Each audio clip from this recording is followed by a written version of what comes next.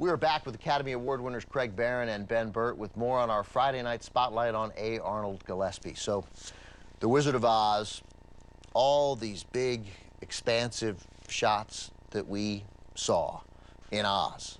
How was most of that done? Well, the matte paintings in Wizard of Oz are particularly fanciful. Interestingly, they were done in pastels in order to look like storybooks.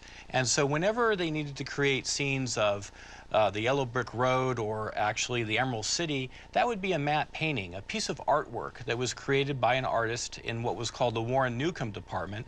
Newcomb had maybe 10 or 15 different matte painters working with him, and they would create all the scenes of spectacle that were needed for the movie.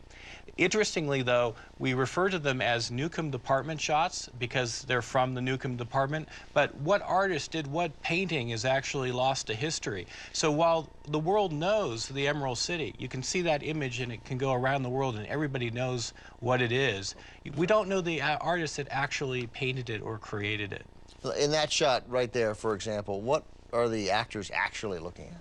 Well, you can see here this is a set on the soundstage as an interior, and the matte artist has put a black mask in the camera, meaning he's matting out part of the scene and reserving it for a separate exposure, which will be the matte painting. And that's the pastel painting that was about 2.5 feet wide by 2 feet high, and that was created and then exposed into that black area, which was reserved for the matte painting, and then matched together to create a new scene. So it's a double exposure. The film goes through twice. Once on the set with the live action people, and the film is rewound and it's kept undeveloped, and it goes to the matte department where they then photograph a painting with that same piece of film very carefully so that it's exposed into the area that was black in the original. And then you get the two pieces together, original and the same negative.